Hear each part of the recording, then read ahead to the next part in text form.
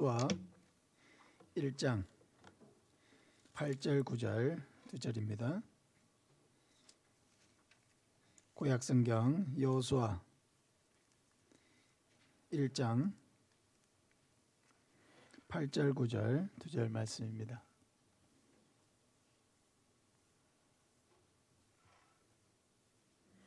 구약성경 320쪽입니다.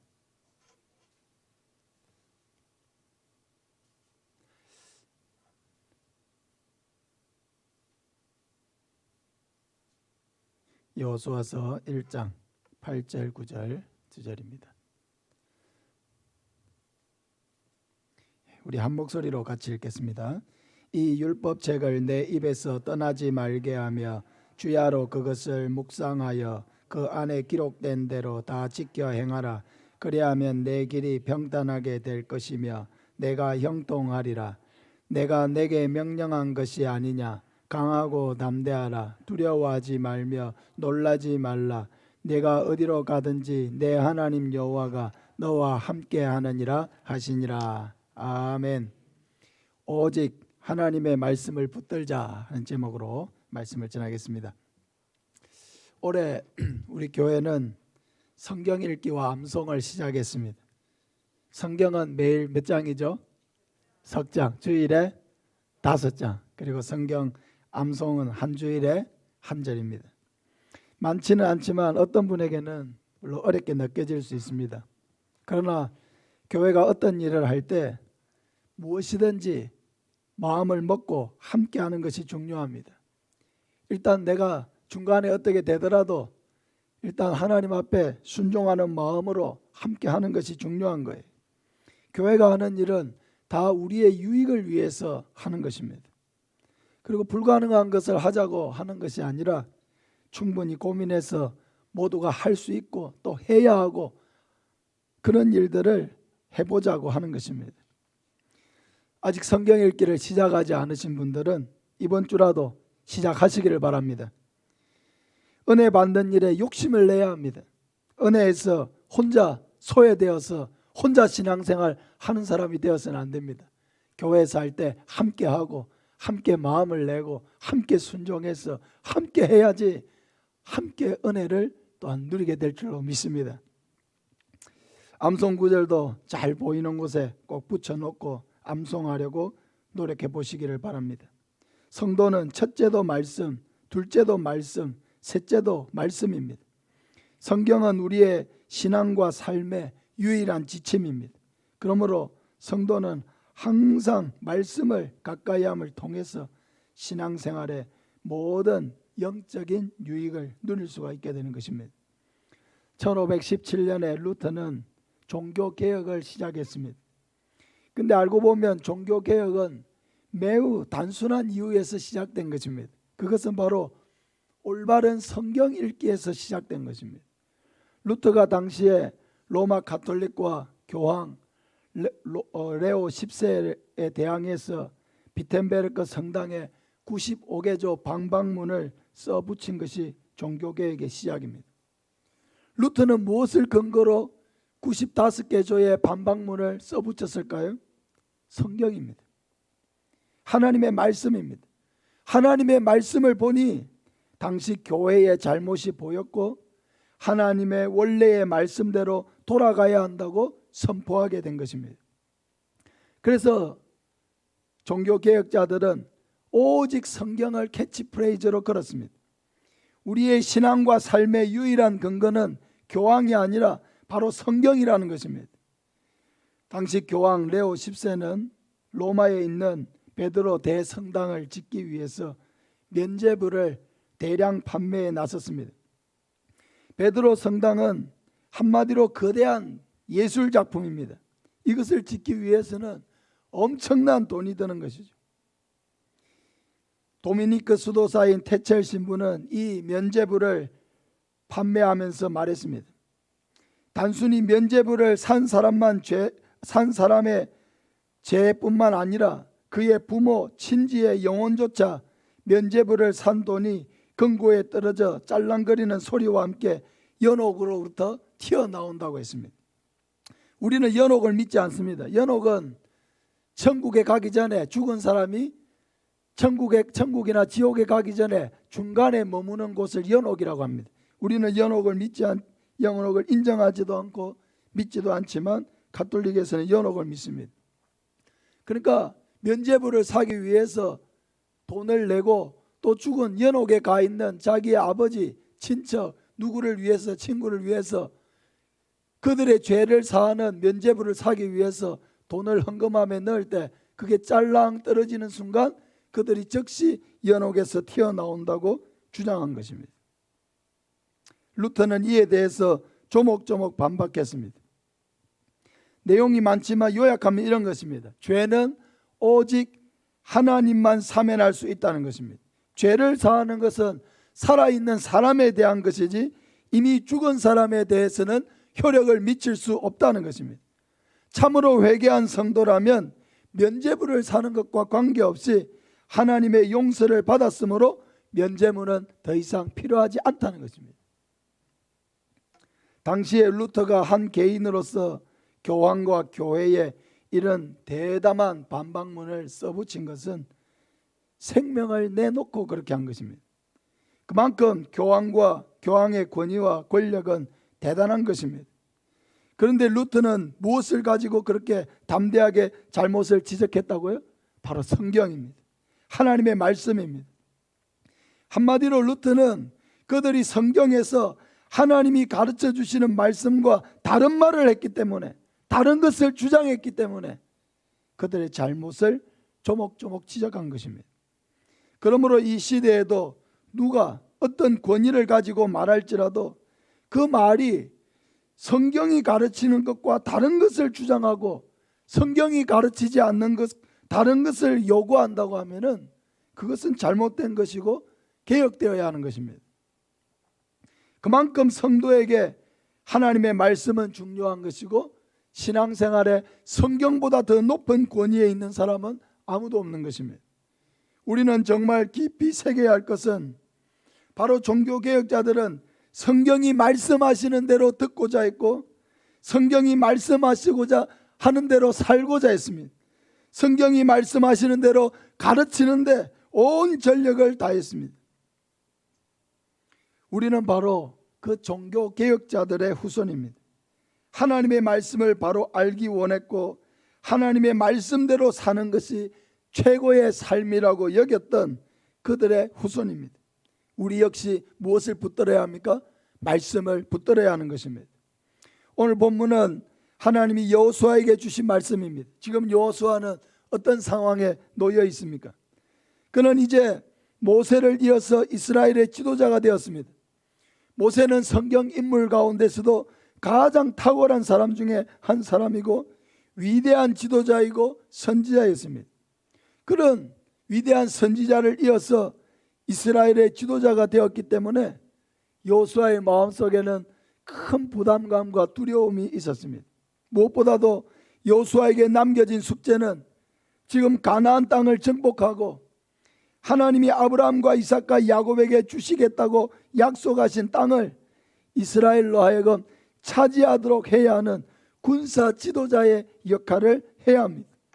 한마디로 큰 전쟁을 앞두고 있는 것입니다.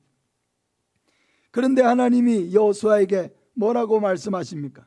오늘 본문 8절에 보면 이 율법책을 내 입에서 떠나지 말게 하며 주야로 그것을 묵상하여 그 안에 기록된 대로 다 지켜 행하라. 그리하면 내 길이 평탄하게 될 것이며 내가 형통하리라. 하나님은 여호수아에게 군사 전략을 가르쳐 주지 않았습니다. 어떤 무기를 주신다는 말씀도 하지 않았습니다. 이스라엘 백성들에게 어떤 식으로 전쟁 연습을 시키라는 말도 하지 않았습니다.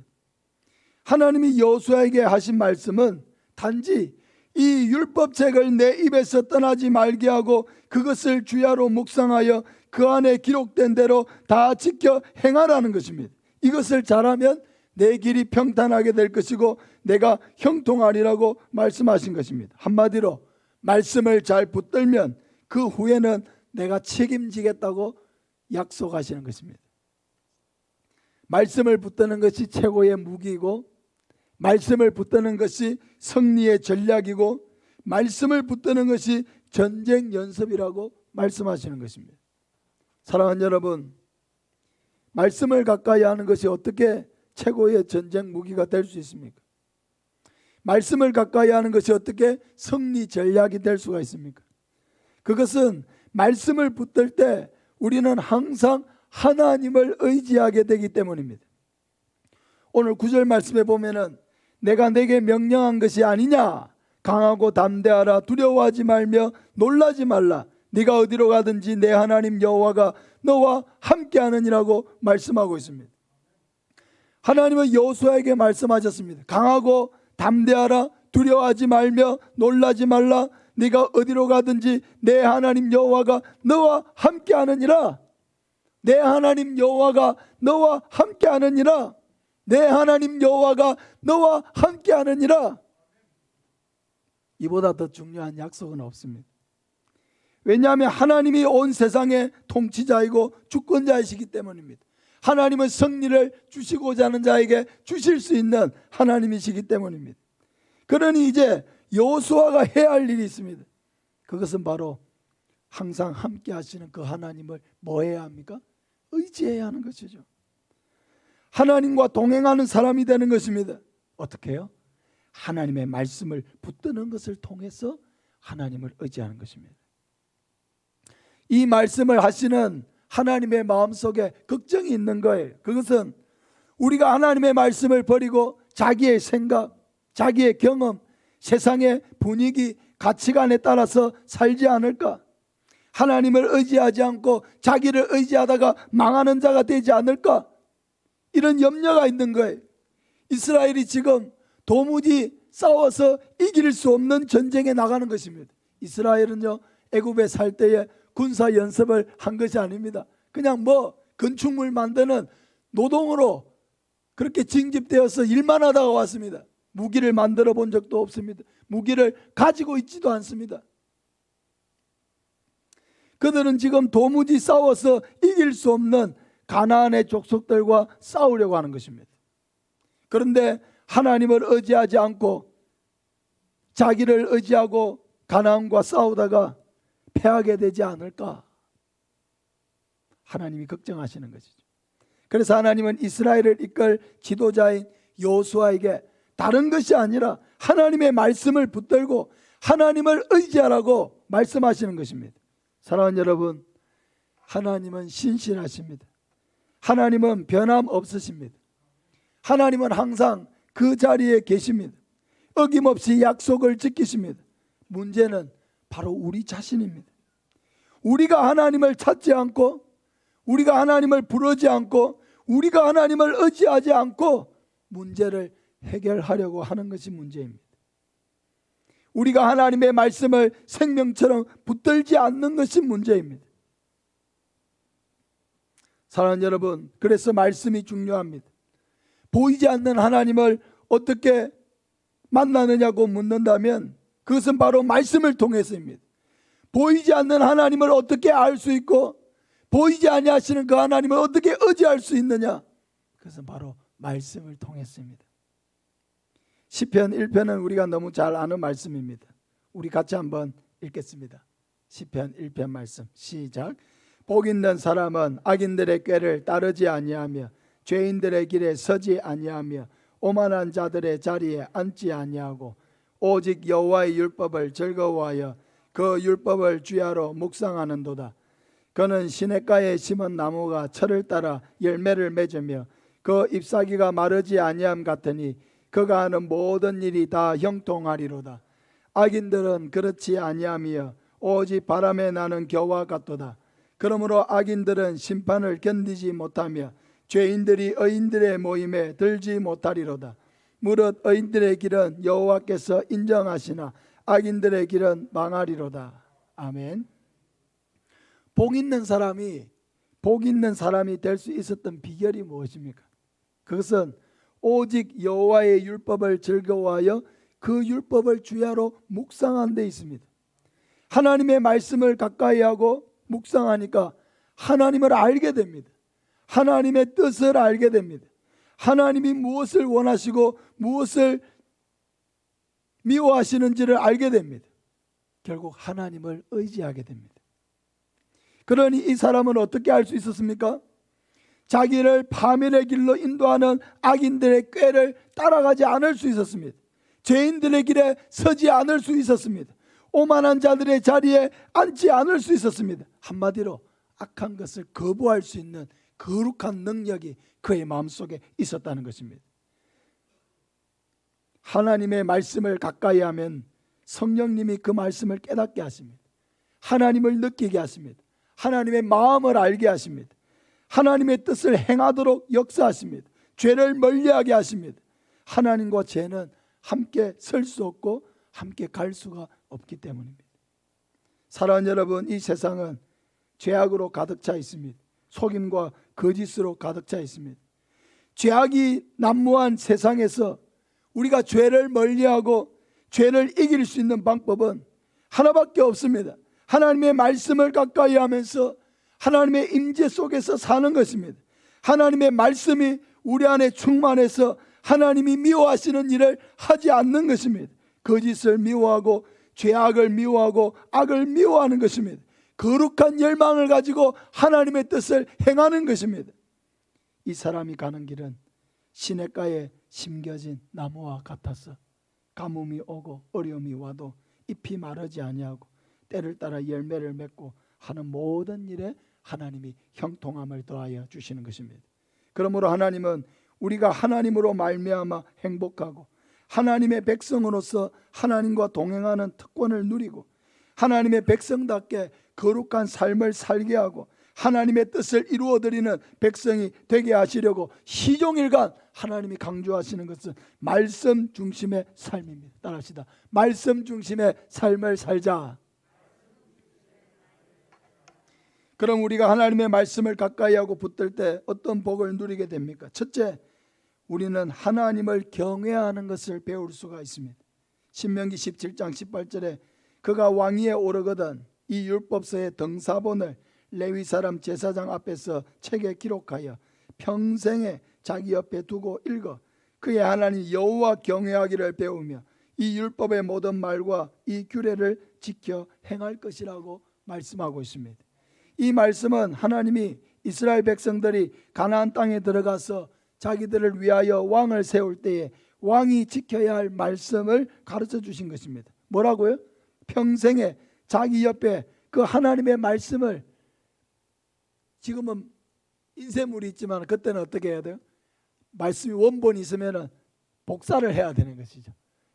레위인이 그것을 복사를 해가지고 그 등사본을 가지고 항상 옆에서, 왕의 옆에서 그 하나님의 말씀을 읽어서 그의 하나님 여호와 경외하기를 배우라고 말씀하고 있습니다. 일반적으로 왕은 어떤 사람입니까? 자기 마음대로 하는 사람입니다. 세상에는 왕보다 더 높은 사람이 없습니다. 그러니 그는 자기 뜻대로 갈취하고 자기 뜻대로 폭력을 행하고 자기 뜻대로 죽이고 빼앗습니다. 세상의 왕은 그랬습니다. 그래서 우리가 왕이라고 하지 않습니까? 자기 마음대로 하는 사람을 왕이라고 합니다. 그러나 여호와를 경외하는 왕은 무엇이 다를까요? 항상 하나님을 의식합니다. 자기보다 높은 분이 계시다는 사실을 인식합니다. 이 사람은 항상 자기 뜻보다 하나님을 우선합니다. 나라에 어려움이 닥치고 위기가 닥치면 어떻게 합니까? 여호와를 경외하는 왕은 여호와를 의지합니다. 하나님을 의지합니다. 그래서 하나님 앞에 기도하고 하나님 앞에 도움을 구하는 것입니다. 사람은 왕이라도 연약한 한 사람에 불과합니다. 그러나 하나님을 의지하는 사람은 강합니다. 용감하고 담대합니다. 왜냐하면 하나님이 나를 도우신다는 것을 알기 때문입니다. 할렐루야. 사랑하는 여러분, 하나님을 알고 의지하는 사람은 담대해집니다. 세상보다 하나님이 크시다는 것을 알기 때문입니다. 아무리 큰 위험이 내 앞에 있다고 할지라도 하나님이 나를 위하시면 그 어떤 것도 나를 무너뜨릴 수 없다는 것을 알기 때문입니다. 시편 27편 1절에 여호와는 나의 빛이요 나의 구원이시니 내가 누구를 두려워하리요. 여호와는 내 생명의 능력이시니 내가 누구를 무서워하리요. 악인들이 내 살을 먹으려고 내게 왔으나 나의 대적들, 나의 원수들인 그들은 실족하여 넘어졌도다. 할렐루야. 여호와는 나의 빛이요 나의 구원이시니 내가 누구를 두려워하리요. 여호와는 내 생명의 능력이시니 내가 누구를 무서워하리요. 하나님을 의지하고 하나님을 믿는 사람에게는 이런 담대함이 솟아나서 어떤 어려움과 어떤 난관에 부딪혀도 담대하게 헤치고 나가는 것입니다. 여호와를 경외하고 그를 의지할 때에 하나님의 능력이 우리를 보호하고 세상의 그 어떤 어려움도 이기게 하신다는 것을 믿으시기를 바랍니다. 두 번째로, 우리가 하나님의 말씀을 가까이 하면 하나님은 우리에게 구원의 지혜를 주십니다. 시편 119편 97절에 내가 주의 법을 어찌 그리 사랑하는지요. 내가 그것을 종일 작은 소리로 읊조리나이다. 주의 계명들이 항상 나와 함께하므로 그것들이 나를 원수보다 지혜롭게 하나이다. 내가 주의 증거들을 늘 읊조림으로 나의 명철함이 나의 모든 스승보다 나으며 주의 법도들을 지킴으로 나의 명철함이 노인보다 나으니이다. 읊조린다는 것은 히브리어로 하가입니다. 하가는 그 말씀을 암송하고 되새김질하는 것입니다. 그 말씀을 읽고 묵상하고 되새김질하고 암송하고 그 말씀을 어떻게 내 삶에 적용하고 순종할지를 생각하는 것입니다. 말하자면 하나님의 말씀이 입을 떠나지 않게 한다는 것입니다. 그렇게 하니까 어떻게 되었습니까? 그 말씀이 나를 원수보다 지혜롭게 한다고 고백하고 있습니다. 그 말씀이 나를 모든 스승보다 낫게 한다고 고백하고 있습니다. 그 말씀이 나를 노인보다도 더 명철하게 한다고 고백하고 있습니다. 사랑하는 여러분, 원수는 나를 해하려고 하는 존재입니다. 그는 나의 약점을 알고 파고들려고 할 것입니다. 그러나 하나님의 말씀을 붙들고 있으니까 그 말씀이 원수의 전략을 이긴다는 것입니다. 그 말씀이 원수의 공격을 막아선다는 것입니다. 그 말씀이 결국 원수를 이기게 하십니다. 또한 하나님의 말씀이 주는 지혜는 이 세상에서 가장 지혜롭다고 하는 스승이나 노인보다도 더 뛰어나다고 말씀하고 있습니다.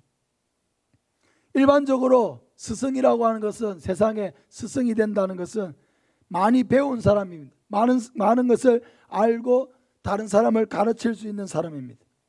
또한 일반적으로 사회적인 경험이 많은 노인이 뛰어난 지혜를 가지고 있다는 것을 우리는 알고 있습니다. 그러나 하나님의 말씀은 그들의 지혜와 비교할 수 없습니다. 왜냐하면 하나님의 말씀은 영원하신 하나님으로부터 나왔기 때문입니다. 완전한 지혜로 세상을 창조하시고, 완전한 지혜로 세상 속에서 섭리하시고, 완전한 지혜로 세상을 다스리시는 하나님이 주신 말씀이기 때문에 그 말씀이 이 세상의 그 어떤 스승이나 노인보다도 훨씬 우리를 지혜롭게 한다는 것입니다. 노인이 경험이 많고 지혜롭지만 하나님을 알지 못하면 진리에 있어서는 어린아이와 같습니다. 하나님을 모르니 자신이 어디에서 온 줄 알지 못하고, 하나님을 알지 못하니까 죄악의 짐을 짊어진 인생이 어떻게 되는지도 알지 못합니다. 하나님을 알지 못하니 그가 보내신 예수 그리스도를 알지 못하고, 하나님을 알지 못하니 구원의 길을 찾을 수도 없고 다른 사람을 가르칠 수 없습니다. 하나님을 알지 못하는 사람은 자기의 자녀들과 후손들에게 오직 하나님을 경외하는 것이 지혜라는 것을 말할 수가 없습니다. 하나님을 믿는 것이 구원의 길이라는 것을 가르쳐 줄 수가 없습니다. 그러니 그 지혜는 헛것입니다. 또한 스승이 아무리 뛰어난 학문을 가졌다 할지라도 하나님을 알지 못하면 진리에 있어서는 초등학생과 같은 것입니다. 온 세상이 하나님의 말씀으로 창조된 것을 알지 못하고, 하나님이 사람을 하나님의 형상으로 창조하신 것을 알지 못하니까 원숭이가 진화를 해서 사람이 되었다는 엉터리 같은 이야기를 생각 없이 가르치는 것입니다. 아이들에게 숫자를 가르치고 산수를 가르칠 수 있지만 그 아이들이 죄의 문제를 해결받고 영원한 천국에 갈 수 있는 방법은 가르쳐 주지 못합니다. 그러나 하나님의 말씀은 우리가 하나님의 형상을 따라 창조된 고귀한 인생이라는 것을 가르쳐 줍니다. 우리의 가치가 어디에 있습니까? 하나님의 형상으로 지음받았다는 데 있는 것입니다. 하나님이 우리를 사랑하신다는 것을 가르쳐 주십니다. 그런데 이 땅은 어떻습니까? 죄악으로 가득 차 있습니다. 사람은 태어나서 죽을 때까지 죄를 짓고 삽니다. 이러한 인간이 어떻게 구원을 받을 수 있습니까? 그러나 성경은 오직 예수님을 믿는 것만이 하나님의 나라에 들어가는 유일한 길이라는 이 진리를 우리에게 가르쳐 주시는 것입니다. 하나님의 말씀을 통해서 세상을 보는 눈이 생기고 사람들이 고통 속에 사는 이유를 알게 됩니다. 하나님의 말씀을 통해서 이 죄인이 영원한 생명을 얻는 길도 알게 되는 것입니다. 할렐루야. 세상 지혜는 우리를 구원하지 못하지만 하나님의 말씀은 우리를 구원에 이르게 하실 뿐만 아니라 이 땅에서도 주 안에서 하나님의 은혜 안에 풍성한 삶을 누리게 하시는 것입니다. 사랑하는 여러분, 그러므로 하나님의 말씀을 가까이 하시기 바랍니다. 하나님의 말씀을 읽고 들으시기 바랍니다. 그때부터 우리의 삶에 역사가 일어나기 시작하는 것입니다. 자기 생각만 갖지 말고 자기 고민만 갖지 말고 하나님의 말씀을 읽으시기 바랍니다. 하나님의 말씀을 진지하게 읽으시기 바랍니다. 지혜의 샘이 솟아납니다. 하나님의 말씀을 읽을 때 용기와 담대함이 솟아납니다. 하나님이 나와 함께 하심을 확신하게 됩니다. 하나님이 나를 자녀 삼으시고 영원한 천국이 바로 우리를 위하여 예비하고 있다는 것을 깨닫게 되는 것입니다. 성경에는 힘이 있고 능력이 있습니다. 바울은 데살로니가에서 불과 2-3주밖에 머물지 못했습니다. 그러나 그들에게 전해진 그 말씀은 힘이 있고 능력이 있어서 데살로니가에 닥쳤던 고난과 핍박 속에서도 굴하지 않는 믿음의 대장부를 만들었습니다. 바울이 그렇게 만들었습니까? 아니죠. 바울이 전했던 하나님의 말씀이 데살로니가 성도들에게 담대함을 주고 용기를 주었던 것입니다. 데살로니가전서 2장 13절에 이러므로 우리가 하나님께 끊임없이 감사함은 너희가 우리에게 들은 바 하나님의 말씀을 받을 때에 사람의 말로 받지 아니하고 하나님의 말씀으로 받음이니 진실로 그러하도다. 이 말씀이 또한 너희 믿는 자 가운데서 역사하느니라. 할렐루야. 한번 따라합시다. 하나님의 말씀을 사람의 말로 받지 않고 하나님의 말씀으로 받을 때 역사가 일어납니다. 구원의 역사가 일어나고 고난과 핍박 속에서도 담대하게 예수님을 고백하고 견디는 믿음의 사람들로 만들었습니다. 뭐가요? 하나님의 말씀이 그들을 그렇게 만든 것입니다. 성경 읽기를 오래 시작했는데 여러분, 하루에 석 장 있는 그 시간을 우리가 내지 못한다면 어떻게 신앙생활을 하겠습니까? 하루에 석 장 성경 읽는데 우리가 집중할 수 없다면 어떻게 우리가 다른 하나님의 말씀을 순종할 수 있겠습니까? 하나님의 말씀을 붙드는 사람은 승리할 것입니다. 하나님의 말씀을 붙드는 사람은 어떤 어려움도 이겨나갈 것입니다. 하나님의 말씀을 붙든 사람은 하나님의 복을 받을 것입니다.